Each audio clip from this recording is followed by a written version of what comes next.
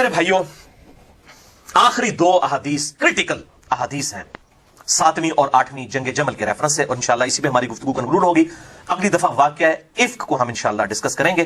اما عائشہ رضی اللہ تعالی عنہا وعلیہ السلام پر جو جھوٹی تہمت لگائی گئی منافقین کی طرف سے، اور ان کے دفاع پہ اللہ تعالیٰ نے وہ آیات نازل فرمائی سورۃ النور کی آیت نمبر 11 سے لے کر 26 تک 16 آیات۔ یہ آخری دو احادیث پرٹیکولرلی جنگ جمل میں حدیث حوب کے نام سے مشہور ہے۔ حدیث حوب، ہاں حلوائی والی ہے، یہ ویسے اردو میں حواب لکھا ہوتا ہے تو لوگ اسے حواب پڑھ رہے ہوتے ہیں، وہ اصل میں جو الف ہے نا اس کے اوپر حمزہ اور اس کے اوپر پھر زبر ہے، یہ لفظ ہے حواب، حواب نہیں ہے، لکھنے میں حواب ہوگا لیکن وہ الف کے اوپر زبر ہے، کھڑی زبر نہیں ہے، حواب۔ یعنی انگلش میں اس کو میں رومن میں اگر وہ پروناؤنس کروں HOW ہاؤ اب ABB اپ، ہاؤ اب، تو اس لیے ہوب بولا جاتا ہے اس کو تیزی میں، وہ جو حمزہ کے اوپر زبر ہے نا وہ تیزی سے بولی جاتی ہے، ہوب۔ یہ ہے حدیث ہوب جو مسند امام احمد میں جلد 6 صفحہ 52 اور صفحہ 97 پر موجود ہیں۔ 2 طریق اس کے، انٹرنیشنل نمبر کے مطابق 24,299 24299 اور 24698، اور یہ حدیث صحیح ابن حبان میں بھی موجود ہے۔ یہ لفظ ابن حبان ہے، ہم ویسے ابن حبان کہہ رہے ہوتے ہیں اردو میں، مولوی سے غلطیاں کرتے ہیں، میں مولوی سے بیان کرنا، ابن حبان، صحیح ابن حبان میں، اور مسند البزار میں، مجمع الزوائد میں، المستدرک للحاکم میں، اور دلائل النبوہ للبیہقی میں موجود ہے۔ ان ساری کتابوں کے اندر یہ 6 کی 6 کتابوں میں حدیث موجود ہے، اور 6 کے 6 ائمہ نے اس کی توثیق بھی کی ہوئی ہے کہ یہ حدیث بالکل صحیح حدیث ہے۔ اور یہ سارے اس کے طریق ایک جگہ پر دور حاضر میں اہل سنت میں اہل بیت کی محبت کے امام شیخ محمد ناصر الدین البانی رحمہ اللہ وعلیہ السلام المتوفى 1999 عیسوی، جو محدث اعظم سعودیہ تھے، پھر سعودیہ والوں سے بھی ہضم نہیں ہو، انہوں نے نکال دیا، لیکن دنیا میں اس وقت جہاں کہیں بھی، چاہے مدینہ یونیورسٹی ہو، چاہے وہ مکہ کی ام القرآن یونیورسٹی ہو، سب یونیورسٹیز کے اندر جتنے بھی اس وقت استاد ہیں سب ان کے شاگرد اور طفل مکتب ہیں ان کے سامنے، شیخ ناصر الدین البانی۔ اچھا ہے وہ بھی آئنسٹائن سن میرے یار، کسی مدرسے سے نہیں پڑھے ہوئے، گھڑی ساز تھے، کہتے ڈگری لے کے آؤ، بھائی ڈگری تو مولویوں کی ضرورت ہوتی ہے، شیخ البانی کے پاس بھی کوئی ڈگری نہیں تھی، گھڑی ساز تھے، ان کے والد کی گھڑیاں ٹھیک کرنے کی دکان تھی، پاس ایک لائبریری کی چابی ان کے پاس ہوتی تھی، پڑھتے رہتے تھے، اللہ تعالیٰ ان کو ترقی دی۔ اس لیے جو آج عرب کے صوفی سب سے بڑا اعتراض البانی پہ یہ کرتے ہیں کہ جی یہ نان مولوی ہے، یہ کسی مدرسے کا نہیں پڑھا ہوا، اور یہاں کہتے ہیں محدث اعظم جناب بخاری وقت، ٹھیک ہے۔ اب میں نے شیخ البانی کی جو اہل بیت سے محبت کی حدیث کھولی ہے نا، ان قریب کہیں گے یہ رافضی تھا، نعوذ باللہ، تو انشاءاللہ یہ لعنت بھی ان قریب پڑ دے گی ان کے اوپر اگر اللہ تعالیٰ نے محفوظ نہ ان کو کیا۔ تو شیخ ناصر البانی نے سلسلہ احادیث صحیحہ، السلسلۃ الصحیحہ للبانی، اے مولوی ہستے میں بول رہے ہیں، انٹرنیشنل نمبر کے مطابق 474 نمبر حدیث لی ہے۔ حدیث حوب پہ پورا باب باندھ کے سارے طریق 10 صفحوں کے اوپر اس کے سارے طریق جمع کیے اور اس پہ ڈیٹیل بحث کی، اور وہ بھی انشاءاللہ میں ورڈ بائی ورڈ آج بتاؤں گا آپ کو۔ صفحہ نمبر 767 سے 777 تک کل 10 پیجز پر یہ حدیث حوب انہوں نے لی، اور دلائل النبوہ میں آپ کو یہ ساری روایتیں جنگ جمل صفین نہروان کی مل جائیں گی۔ 3286 احادیث امام بھیقی نے نبوت کی خبریں آپ صلی اللہ علیہ وسلم کی نبوت کی دلیل پر لی ہیں کہ آپ نے اپنی وفات کے 30 سال بعد، 50 سال بعد، ایون 500 سال بعد تک کے واقعات ٹائمیز ڈیٹیل تک بتا دیے، آپ کے نبی ہونے کی دلیل ہے۔ دلائل النبوہ کی یہ حدیثیں ہیں جنگ جمل، نہروان اور صفین والی، جس کو کہتے ہیں بیان نہ کرو، یہ تو ہمارے نبی کی نبوت کو جسٹیفائی کرنے والی احادیث ہیں صلی اللہ علیہ وآلہ وسلم۔ اور دلائل النبوہ امام بھیقی کی کتاب کا بھی ترجمہ ہو چکا ہے اردو میں، وہ بھی ایٹم بم ڈگ پہ آنت ہے الحمدللہ۔ المستدرک للحاکم کا بھی ترجمہ بریلویوں نے کر دیا ہے، اور انٹرنیشنل نمبر کے مطابق انہوں نے اس کو غالباً 8 یا 9 جلدوں کے اندر، لیکن PDF نہیں اس کا آیا، البتہ اردو میں ترجمہ ہو چکا ہے۔ امام زاہبی کی اس میں تحقیم بھی لگی ہوئی ہے، امام حاکم کی تحقیم کے ساتھ ساتھ۔ تو یہ تمام 6 کتابوں کے میں نے حوالے دیے۔ حدیث حوب، قیس بن ابو حازم تابعی کہتے ہیں کہ جنگ جمل کے لیے جاتے ہوئے بنو عامر کے گھاٹ کے پاس جب سیدہ عائشہ نے پڑاؤ کیا، سیدنا طلحہ زبیر بھی ساتھ تھے، تو اچانک کتوں نے بھونکنا شروع کر دیا۔ سیدہ عائشہ نے پوچھا کہ یہ کون سی جگہ ہے، تو ساتھیوں نے عرض کیا کہ یہ حوب ہے۔ تو سیدہ عائشہ رضی اللہ تعالیٰ عنہا نے کانپنا شروع کر دیا، اور انہوں نے کہا کہ میں تو اب کبھی بھی آگے نہیں جاؤں گی، کیونکہ میں نے نبی صلی اللہ علیہ وآلہ وسلم سے یہ حدیث خود سن رکھی ہے کہ میری ایک بیوی کا کیا حال ہوگا جب کہ حوب کے کتے بھی اس پہ بھونکیں گے۔ حوب کا نام آپ صلی اللہ علیہ وسلم نے لیا، اور امام بیہقی نے دلائل النبوہ میں سے نبوت کی دلیل بنایا کہ حدیث بیان نہ کرو، کیونکہ امام بیہقی کے زمانے میں نہ سعودیہ سے چندہ آتا تھا نہ ایران سے، اسی انہوں نے کتاب لکھی، ورنہ یہ کتاب نہیں لکھنے دینی تھی 3286 احادیث دلائل النبوہ پہ. تو یہ امام بھائی کی نے نقل کی. اسی کا ایک طریق جو ہے مسند البزار میں جو موجود ہے 3273، اس میں بڑے خطرناک الفاظ ہیں.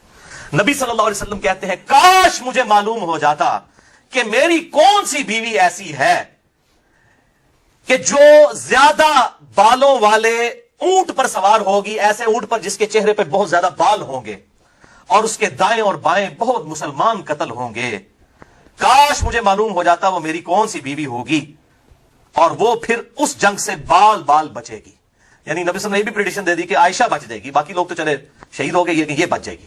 تو آپ صلی اللہ علیہ وسلم کہتے ہیں مجھے پتا نہیں ہے، کاش مجھے پتا ہوتا. یعنی آپ صلی اللہ علیہ وسلم کو یہ بات نہیں، لیکن آپ دیکھیں کہ اس حدیث کو روایت عائشہ نے خود کیا رضی اللہ تعالیٰ عنہا. تو اس وقت تو سیدہ عائشہ نے سوچے نہیں ہوگا کہ میں ہوں یہ، لیکن اللہ نے ایسا معجزہ کروایا کہ حضرت عائشہ سے ہی روایت کروایا اس حدیث کو. باقی بیویوں تک یہ حدیث اس طریقے سے روایت بھی نہیں ہے، اور نبی صلی اللہ علیہ وسلم کو پتا نہیں، اللہ نے نام نہیں بتایا تھا، ورنہ آپ کہتے ہیں مجھے نام پتا ہے اور آپ یقیناً سیدہ عائشہ کو بتا دیتے رضی اللہ تعالیٰ عنہا وعلیہ السلام. تو یہ جو حدیث حوض ہے میرے بھائیوں، اس کو تمام محدثین نے صحیح کہا ہے، چاہے وہ امام حاکم ہو المتوفہ 405 ہجری، امام ابن حبان ہو المتوفہ 354 ہجری، اور امام بیہقی ہو المتوفہ 458 ہجری، امام ذہبی ہو المتوفہ 748 ہجری، امام حیثمی ہو ابن حجر اسقلانی کے استاد المتوفہ 807 ہجری، امام ابن حجر اسقلانی ہو 852 ہجری المتوفہ، یا شیخ ناصر الدین البانی رحمہ اللہ المتوفہ 1999 عیسوی، یا شیخ زبیر علی زئی رحمہ اللہ المتوفہ 1435 ہجری بمطابق 10 نومبر 2013 رحمہم اللہ اجمعین ورضی اللہ عنہم اجمعین وعلیہم السلام. یہ سب کے سب لوگوں نے اس حدیث کو صحیح کہا ہے. اور دور حاضر میں شیخ شعیب آرنوت ہوں یا ہمارے جہلم شہر کے شیخ غلام مصطفیٰ ظہیر صاحب حافظہ اللہ تعالی، میں ان کے لیے دعائے خیر کروں گا، اللہ ان کی حفاظت کرے ناسبیوں سے کہ ان کے ہتھے نہ چڑھیں. وہ تو ہمارے جہلم شہر کے، میں ان کی بڑی قدر کرتا ہوں. وہ تو شاید مجھے مسلمان بھی نہ سمجھتے ہوں، میرے سلام کا جواب بھی نہیں دیتے کئی سالوں سے. تو بہرحال ہم تو علمی قدر کرنے والے، ہم جذباتی لوگ نہیں ہیں، ہم علم کے میدان کے شاہ سوار ہیں. تو علم کے میدان میں جذبات کی کوئی حیثیت نہیں ہوتی، بلکہ ہمارے درس سے کوئی بھائی مسجد میں صف پہ کھڑے ہوئے ہونا تو وہ ان کے ساتھ پاؤں سے پاؤں نہیں ملاتے، 1 فٹ دور کھڑے ہو جاتے ہیں. اور اس کی ہم نے ویڈیو بھی بنائی ہے، ہم نیٹ پہ نہیں چڑھا رہے، ورنہ ان کی طرح یہ ہم ذلیل کام کریں تو اس طرح کی ویڈیوز جو نیٹ پہ چڑھانا شروع کر دیں کہ یہ لوگ سننے سے کتنی محبت کرتے ہیں. تو شیخ غلام مصطفیٰ ظہیر صاحب نے بھی اس حدیث کو صحیح کہا، بلکہ اللہ تعالیٰ ان کو جزائے خیر دے، انہوں نے حدیث حوض جو ہے نا جی، اس کے دفاع کے اوپر ایک پورا ریسرچ پیپر لکھ دیا. یہ بڑی نیکی کی ہے انہوں نے. یہ جناب فرحان بھائی ذرا دکھائیں تاکہ غلام مصطفیٰ ظہیر صاحب بھی ہماری پارٹی میں آ جائیں. یہ میرے بھائیوں ان کا رسالہ ہے ماہنامہ السنہ 70 نمبر. یہ شیخ زبیر علی زئی رحمہ اللہ علیہ السلام کے شاگرد رشید ہیں. اب ویسے ان کے بہت خلاف ہیں، نجی محفلوں میں کہتے ہیں شیخ زبیر کو علی نے گمراہ کیا اور علی کو شیخ زبیر نے گمراہ کیا. یہ ہمارے پاس سکہ راوی موجود ہیں، اس طرح کے الفاظ وہ استعمال کرتے ہیں. ویڈیو میں رحمہ اللہ کہتے ہیں. تو بہرحال ہم کہتے ہیں جو ویڈیو میں کہتے ہیں وہی وہ اپنے باطن میں بھی ہو جائیں. یہ انہوں نے حدیث حوض کے اوپر اس السنہ 70 نمبر میں، اس میں جو آخری ہیڈنگ ہے قارئین کے سوالات، ویسے انہوں نے ہیڈنگ ہی بنائی حدیث حوض، ہونا چاہیے تھا یہ ہیڈنگ بناتے، قارئین کے سوالات، اس میں حدیث حوض کا انہوں نے دفاع کیا. الحمدللہ یہ ریسرچ پیپر جو ہے لکھا ہے، کیونکہ کچھ لوگوں نے اس حدیث کا انکار کیا تو انہوں نے اس حدیث کا دفاع لکھا کہ تمام محدثین حدیث حوض کو، یہ کتے بھونکنے والی حدیث کو بالکل صحیح کہتے ہیں الحمدللہ. تو آج کی 8ویں اور آخری حدیث انبا عائشہ رضی اللہ تعالی عنہا وعلیہ السلام کی توبہ سے متعلق کہ انہوں نے رجوع کیا. وہ ہے میرے بھائیوں صحیح بخاری میں انٹرنیشنل نمبر کے مطابق 1391. یہ بھی صحیح بخاری سے. اما عائشہ رضی اللہ تعالی عنہا پر جب نزا کا عالم طاری ہوا تو انہوں نے ابن زبیر اپنے بھانجے کو، جو صحابی بھی ہے، صحابی کے بیٹے ہیں اور سیدنا ابو بکر کے نواسے ہیں، سیدہ اسماء بنت ابی بکر کے بیٹے، ان کو بلا کر وصیت کی کہ مجھے رسول اللہ صلی اللہ علیہ وآلہ وسلم اور ابو بکر اور عمر کے ساتھ دفن مت کرنا، بلکہ مجھے میری سوکنوں کے ساتھ بقیع غرقد قبرستان میں دفن کرنا، جو روضہ شریف کے بالکل سامنے ہے. میں نہیں چاہتی کہ ان 3 ہستیوں کی وجہ سے، ابو بکر، عمر اور ہمارے محبوب صلی اللہ علیہ وآلہ وسلم جو ان کے شوہر بھی تھے، ان تینوں کی وجہ سے لوگ میری تعریف کریں. یہ کتنی خوش نصیب ہے، ان کے ساتھ دفن ہوئی ہے. مجھے میری سوکنوں کے ساتھ دفن کرنا، باقی امہات المومنین کے ساتھ. بخاری میں اتنے ہی الفاظ ہیں، لیکن اسی کا ایک طریق جو ہے المصنف ابن ابی شیبہ میں انٹرنیشنل نمبر کے مطابق 37,772 ہے کہ آخری وقت میں انہوں نے وصیت کی. یہی الفاظ ہیں جو بخاری والے ہیں کہ مجھے میری سوکنوں کے ساتھ دفن کرنا. پھر اس میں بڑے خطرناک الفاظ ہیں. انہوں نے اپنی ریزن بھی بتائی کہ میں کیوں چاہ رہی ہوں کہ مجھے وہاں پر دفن کیا جائے. فَإِنِّي كُنْتُ أَحْدَثْتُ بَعْدَهُ حَدَثًا, کہ بے شک میں نے رسول اللہ صلی اللہ علیہ وسلم کی وفات کے بعد وہ غلط کام کر دیا جو مجھے نہیں کرنا چاہیے تھا. ایک نیا کام مجھ سے سرزد ہو گیا. یہ ویسے میں احتراماً یہ لفظ بول رہا ہوں, احدث, ویسے اس کو آپ یاد کریں, کل محدثۃ بدعہ, ہر نیا کام بدعت ہے. سیدہ عائشہ نے عاجزی کے طور پر اپنے لیے لفظ استعمال کیا. ظاہر خلفائے راشدین کے خلاف خروج تو بدعت تو ہے, لیکن انہوں نے توبہ کی کہ مجھ سے یہ والا معاملہ غلطی والا ہوا. اور ظاہر ہے قرآن حکیم میں واضح آیا ہے سورۃ الاحزاب کی آیت نمبر 33 میں, اے نبی کی بیویوں گھروں میں ٹھہری رہو. تو ان کو یہ چیز یاد آتی تھی کہ مجھے تو گھر میں ٹھہرنے کا حکم تھا حضور کی زندگی میں صلی اللہ علیہ وسلم, اور میں آپ کی زندگی کے بعد جو ہوں وہ اس طریقے سے حوض والا معاملہ بھی ہوا. اور پھر اس حدیث حوض کے اندر کچھ الفاظ مجھ سے مس ہو گئے. اس میں الفاظ یہ ہیں کہ پھر حضرت زبیر نے جو ہے, جب انہوں نے کہا میں نہیں جاؤں گی ساتھ, حضرت زبیر رضی اللہ تعالیٰ عنہ نے حضرت عائشہ کو کہا کہ نہیں اماں آپ کو اس لیے لے کے جا رہے ہیں تاکہ کوئی مسلمانوں کے درمیان صلح ہو جائے, کیونکہ اماں ادھر سے واپس ہو جاتی تھی جنگ جمل ہونی کوئی نہیں تھی, کیونکہ اماں کے نام کے اوپر ہی سارے معاملات کھڑے کیے ہوئے تھے نا. جیسے یہاں پہ بھی آج وہ جو سیاسی جماعتیں ہیں وہ اپنے لیڈرز کے نام کے اوپر ان کو کیش کروا رہی ہوتی ہیں نا, خود تو ان کے کرتوت اس طرح کے نہیں ہوتے ہیں. تو وہ اماں کے نام جو ہے وہ کیش کروانے کے لیے سیدہ عائشہ رضی اللہ تعالیٰ عنہا علیہ السلام, تو وہ ان کو لے گئے. بہرحال شرمندہ تھی. سلسلہ احادیث صحیحہ میں شیخ البانی نے 474 نمبر حدیث میں یہ سارے طریق جمع کیے حدیث حوض کے 10 صفحوں کے اوپر, 767 سے 776 تک. اور پھر جو انہوں نے کمنٹس کیے نا وہاں پہ, میرے بھائیو ایسے ایسے طریق انہوں نے جمع کیے ہیں. امام ابن عبد البر کی کتاب الاستیعاب میں سے انہوں نے وہ نقل کیا کہ اما عائشہ جب واپس آئی نا تو بڑی شرمندہ تھی, اور انہوں نے عبداللہ بن عمر کو کہا کہ عبداللہ بن عمر تو نے مجھے کیوں نہیں روکا جب میں جا رہی تھی جمل کے لیے, تو ہی مجھے روک لیتا. ان کا اماں تیرا بھانجا جو ہے نا عبداللہ ابن زبیر وہ اتنا تیری رائے پہ غالب ہو چکا تھا کہ اس وقت تجھے کسی کی بات سمجھ ہی نہیں آ رہی تھی, تو نے کدھر رکنا تھا اگر میں روکتا بھی. اس طرح کے کافی طریق انہوں نے جمع کیے. اور الحمدللہ یہ جو شیخ ناصر الدین البانی ہے رحمہ اللہ, جن کو میں کہتا ہوں کہ وہ نیوٹن اور آئنسٹائن تھے اہل سنت کے, کہ ان کے پاس جو ہے وہ ڈگری تو کوئی نہیں تھی, گھڑی ساز تھے, ہماری طرح وہ انجینئر ہی تھے آپ کہہ لیں اس اعتبار سے, لیکن اللہ نے ان کو توفیق دی. حدیث حوض پہ جو 474 نمبر انہوں نے سارے یہ طریق جمع کیے حدیث حوض کے, یہ کتے بھونگنے والی حدیث کے. اس کے بعد انہوں نے جو اپنے کمنٹس کیے ہیں نا وہ سنی اور شیعہ دونوں کے لیے اصلاحی کمنٹس ہیں, پازیٹیو کمنٹس. اب یہ سنیوں کو ہضم ہو رہے ہیں تو بڑی بات ہے, شیعہ کو تو چھوڑیں, ہم سنیوں کے لیے کمنٹس پڑھ کے سنانے لگے ہیں کہ یہ بتائیں کہ شیخ ناصر الدین البانی یہ اہل سنت کے امام ہیں, اور آج کی ڈیٹ تک تو امام ہی ہیں. بعد میں کوئی ان کو خارج کر دے تو وہ ویسے تو اب وہ اتنے بڑے ہو چکے ہیں کہ نہ تو اب شیخ زبیر صاحب سے کوئی جان چھڑا سکتا ہے نہ شیخ البانی سے. وہ پرسنالٹیز اتنی بڑی ہو چکی ہیں, اور شیخ زبیر صاحب کی پرسنالٹی اس لیے بھی بڑی ہوگی کہ دارالاسلام کے ذریعے پوری دنیا میں اس وقت جو سب سے بڑا ادارہ ہے اردو اور انگلش کتابوں کا دارالاسلام, انہوں نے ابو داؤد ترمذی نسائی ابن ماجہ شیخ زبیر صاحب کی تحکیم کے ساتھ چھاپی ہوئی, شیخ البانی کی نہیں. ایون جو بڑے گورے بار مسلمان ہو رہے ہیں نا, انہوں نے بھی جو ابو داؤد ترمذی نسائی ابن ماجہ اٹھائی ہوتی ہے نا انگلش والی, وہ شیخ البانی کی تحکیم والی نہیں ہوتی, شیخ زبیر کی تحکیم والی ہوتی ہے. تو ان سے جان تو نہیں چھڑا سکتے. اور شیخ زبیر صاحب نے اس حدیث کو صحیح کہا ہے, اور کہ کہاں کہا ہے, ویڈیو میں کہا ہے, میں نے وہ ویڈیو ریکارڈ کی ہوئی ہے, ہماری ویب سائٹ پہ رکھی ہوئی ہے, جس میں انہوں نے کہا میں نے سوال لکھ کے دیا تھا حدیث حوض والا, تو انہوں نے کہا وہ حدیث صحیح ہے. ہم حضرت علی کو اسی لیے حق میں مانتے ہیں کہ حدیث حوض والا معاملہ سیدہ عائشہ کے بارے میں تھا, تو ویڈیو میں ریکارڈڈ ہے. انہوں نے خیال آتے بعد شیخ زبیر صاحب کو یہ کہتے ہوتے تھے یار تسی کیا کر چھڑے علی نو ساری ویڈیو ریکارڈ کرواتی ہیں. یہ جو ہماری ویڈیو ریکارڈ ہے جون کے مہینے کی 2009 کی, ایک مسجد کے اندر جو شیخ زبیر صاحب کے ساتھ 40 کوسچنز تھے, وہ ہماری ویب سائٹ پہ رکھی ہے, 40 کوسچنز وچ شیخ زبیر علی زئی صاحب. اور اس کے علاوہ سے کلپ بھی حدیث حوض والا چڑھا ہے, اس کے اندر حدیث حوض کو انہوں نے بالکل صحیح کہا ہے. اب شیخ البانی کے آپ ذرا کامنٹ سنیے. وہ کہتے ہیں کہ جو اما عائشہ نے کہا نا فَإِنِّي كُنْتُ أَحْدَثُ بَعْدَهُ حَدَثًا, کہ مجھ سے حضور کی وفات کے بعد ایک نیا کام سرزد ہو گیا, تو شیخ البانی کے کامنٹس ورڈ بائی ورڈ, یہ کسی بریلوی دیوبندی اہل حدیث شیعہ مولوی کے نہیں ہیں, شیخ البانی کے کامنٹس ہیں, جو عرب و عجم میں حدیث کی فیلڈ کے امام ہیں, المتوفى 1999 عیسوی, محدث اعظم سعودیہ. یہ کہتے ہیں سعودیہ کیوں کہتا ہے بھائی, سعودیہ والوں نے ان کو محدث اعظم بنایا تھا, بعد میں نکال دیا. البانیہ, مجھے پتا ہے البانی کہ وہ البانیہ کے رہنے والے تھے, کہتے ہیں پتہ ہی نہیں ہے, تو مولوی وہ باتیں پکڑتے ہیں, اس لیے میں ساتھ کلیئر بھی کرتا ہوں. ان کے الفاظ ورڈ بائی ورڈ حدیث حوض السلسلۃ الصحیحہ للبانی 474 نمبر حدیث کے کانٹیکسٹ میں سنیے.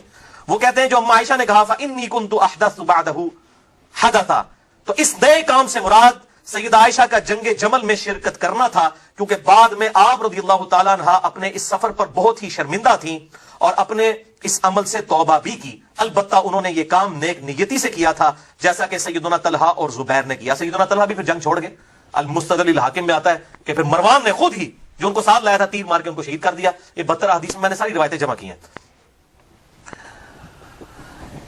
اس میں زیادہ سے زیادہ یہ اعتراض کیا جا سکتا ہے. اب یہ کہتے ہیں کہ اعتراض کوئی شخص حضرت عائشہ پہ کر سکتا ہے تو اس کا جواب بھی سنیں. اعتراض بھی بڑا خطرناک ہے اور جواب اس سے زیادہ خطرناک ہے. وہ کہتے ہیں سیدہ عائشہ کو جب حوض مقام کے بارے میں معلوم ہوا تو انہیں واپس چلے جانا چاہیے تھا, لیکن اسی حدیث میں مذکور ہے کہ وہ واپس نہیں گئیں. یہ بات ام المومنین کو زیبا تو نہیں تھی. اس سلسلے میں ہمارا جواب یہ ہے, جواب بڑا کوڑا ہے, عزم ہو جائے. سنیا نو سنیا دا امام ہے, عزم کرو. ہمارا جواب یہ ہے کہ ضروری نہیں کہ ہر کمال والی صفت ہی صحابہ کے لائق ہو, کیونکہ لغزش سے مبرہ صرف اللہ تعالی کی ذات ہے. وہ کہتے ہیں اللہ سے لغزش نہیں ہو سکتی. کسی سنی مسلمان کے لیے یہ مناسب نہیں کہ وہ اپنی قابل احترام شخصیات صحابہ کرام علیہم رضوان کے بارے میں اتنا غلو کرے کہ انہیں معصوم شیعہ اماموں کی صف میں کھڑا کر دے. انہوں نے کہا شیعہ 12 معصوم سمجھتے ہیں, ان 12 کو ہم بھی مانتے ہیں, ائمہ کو, اہل سنت کے بھی ائمہ, اور سنی جو ہے سارے صحابہ کو ہی معصوم مانتے ہیں. وہ کہتے ہیں آپ تو 4 ہاتھ آگے نکل گئے ہو, آپ کو یہ زیب نہیں دیتا کہ آپ وہی کام شروع کر دیں. اتنا غلو کرے کہ انہیں معصوم شیعہ اماموں کی صف میں لا کھڑا کرے. ہم اس بات میں شک نہیں کرتے کہ ام المومنین کا یہ خروج اصل میں خطا پر مبنی تھا. اس لیے جب انہیں معلوم ہوا کہ حوض کے بارے میں رسول اللہ صلی اللہ علیہ وسلم کی پیشن گوئی پوری ہو گئی ہے تو انہوں نے واپسی کا ارادہ بھی کر لیا تھا. البتہ سیدنا زبیر نے انہیں یہ کہہ کر واپسی کے ارادے کو چھوڑنے پر قائل کر لیا کہ شاید آپ کی وجہ سے صلح ہو جائے. ظاہر ہے جی وہ تقدیر کا غلبہ تو ہونا تھا, لیکن تقدیر کے غلبہ آج کی ڈیٹ میں ہم کہہ سکتے ہیں, ورنہ تو ہر گناہ کرنے کے بعد کوئی تقدیر پہ ہی پھینک دے گا. جب بعد میں تو یہ بات ہو سکتی ہے, ہاں ہونے سے پہلے کوئی نہیں کہہ سکتا کہ چونکہ میری تقدیر میں لکھا ہے اس لیے میں نے ضرور یہ کام کرنا ہے. جب ہو گیا تو پھر انسان یہ کہتا ہے کہ جو میری تقدیر میں لکھا تھا. غلطی تو غلطی رہے گی, وہ تو حضرت آدم کی غلطی بھی غلطی ہے, بعد میں انہوں نے توبہ کی, لیکن اللہ نے 7 دفعہ ان کی غلطی کا ذکر کیا اور سورۃ الاعراف میں فرمایا اس لیے ذکر کیا تاکہ اے اولاد آدم تم بچ جاؤ. تو آج بھی اگر خلافت راشدہ کے کو دوبارہ بحال کرنا ہے, امام محمد مہدی علیہ السلام کی خلافت کو لبیک کہنا ہے امت نے, تو یہ ساری باتیں پتہ ہونا ضروری ہے. مسئلہ نمبر 127 بھی میرا امام محمد مہدی کے اوپر ریکارڈڈ موجود ہے. امام محمد مہدی علیہ السلام کی خلافت پوری دنیا کے مسلمانوں کے لیے ہوگی اور سنی اور شیعہ کا اجماع ہوگا. یہ اس کا ٹاپک ہے, جسے شوق ہو تو وہ دیکھے. شیخ البانی لکھتے ہیں کہ واپسی کا ارادہ سیدنا زبیر کی وجہ سے ترک کیا. اس میں بھی شک نہیں کہ سیدنا زبیر بھی اپنی اس اجتہاد میں خطا پر تھے. عقل بھی اس بات کا فیصلہ کرتی ہے کہ دونوں گروہوں میں کسی ایک کو ضرور خطا پر ماننا پڑے گا. ایک کہتے ہیں دو ہی ٹھیک نے, دیکھو وہ جس طرح وہ کہتے ہیں 4 امام صحیح ہیں. ایک کہتا ہے جی فاتحہ پڑھو اس تو بغیر نماز نہیں ہوتی, دوسرا کہتا ہے کہ جی اگر جو فاتحہ پڑھے اس کے منہ میں انگارہ رکھ دو, پھر کہتے ہیں دو ہی ٹھیک نے. تو یہاں بھی کیسے سارے ٹھیک ہو سکتے ہیں؟ شیخ البانی بھی کہہ رہے ہیں کہ ایک کو تو عقل کا تقاضا ہے, عقل کی بیماری ہے غلط عقل ہے, اور یہاں تو حدیثیں بھی موجود ہے, کہتے ہیں عقل کا تقاضا ہے, ایک کو تو غلط ماننا پڑے گا. ان 2 گروہوں میں سے ضرور کسی کو ایک کو خطا پہ ماننا پڑے گا کہ جن کے مابین سینکڑوں لوگوں کا خون ہو گیا. وہ کہتے ہیں اتنے مسلمان قتل ہو گئے ہیں, ان میں تسی کو 2 ہی ٹھیک نے, کسی ایک کی تو غلطی تھی نا. اور بلا شبہ سیدہ عائشہ کا اجتہاد ہی اس معاملے میں خطا پر مبنی تھا. شیخ البانی یہ مفتی اعظم محدث اعظم سعودیہ ہیں, محدث اعظم ایران نہیں ہے شیخ البانی. اس کے بعد بہت سے اسباب اور واضح دلائل موجود ہیں. ایک دلیل تو ان کا اپنے خروج پر خود نادم ہونا ہے. وہ کہتے ہیں دلائل بہت ہے کہ سیدہ عائشہ غلط تھی. ایک تو ان کا خود غلطی کو ماننا, ان کے فضل و کمال کو یہی بات مناسب تھی کہ وہ اپنی غلطی پر شرمندہ ہو جاتی. اس سے معلوم ہوا کہ سیدہ عائشہ کی اجتہادی خطا ہے اور ان خطاؤں میں سے ہے جو نہ صرف معاف کر دی جائیں گی بلکہ اللہ تعالیٰ ان پر اجر بھی عطا فرما دے گا. کہ اگر انہوں نے نیک نیتی کے ساتھ کیا تھا تو اللہ تعالیٰ ان کو اس معاملے میں اجر عطا فرمائے گا. اب یہ شیخ البانی کا اپنا اجتہاد ہے, حالانکہ یہ جو اجتہادی خطا کے اوپر جو اجر والی حدیث ہے وہ حاکم کے بارے میں ہے.